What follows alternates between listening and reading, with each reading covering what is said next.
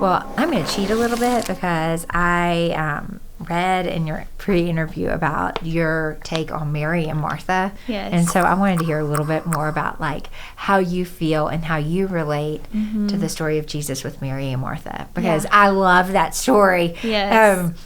Yeah, that's a story that the Lord has really brought up a lot recently in my life.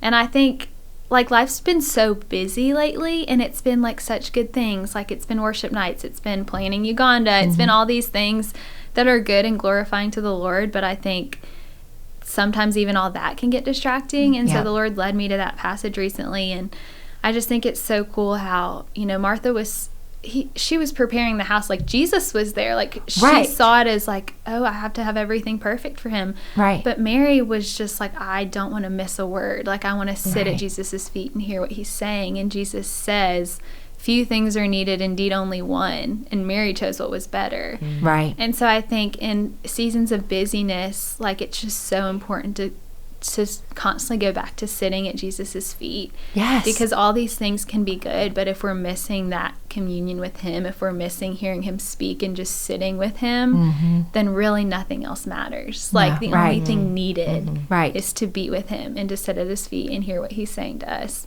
And so that's something that I've kind of been having to like work on recently, because life is busy and it's good, but it's like sometimes I get so overwhelmed with it all, and I'm just like, I just have to go sit with Jesus. Like I have to sit at his feet. I have to let his love wash over me and his peace, because all those things can get overwhelming if we're not rooted in him, Oh, for sure. And then it gets to be where you do it in your own strength. Exactly. Right. And you're pulling from yourself, which is not deep, Exactly. Like his water runs freely. And I mean, but ours does not. Exactly. Because we can do things, that we say we're doing for Jesus, but if our heart isn't really for him, if we're doing it out of obligation or what we just feel like we're supposed to be doing, then it's not going to produce any fruit, because the Spirit's not behind it. Right. And so I think just that's why it's so important to go back to just being with him and letting him lead us to what we're supposed to do. Yeah. Because sometimes he calls us to step away from things. Sometimes we're not supposed to be involved in every small group we can and all this.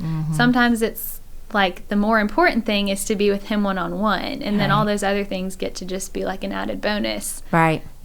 But yeah, it's just, that's hard. I mean, that narrowing life, we talked about it last season with Sarah, but that narrowing of your life to where he takes out the good things for better is hard.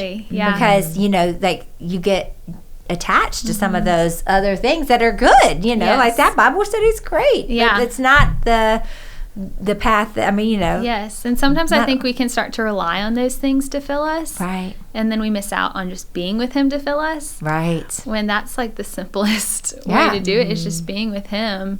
And then, like I said, just letting all those other things be extra. But like that should be our priority. Like if we have nothing else, that is enough, and he gives us the community. He gives us the small groups and all the things that are good. But those really aren't worth anything without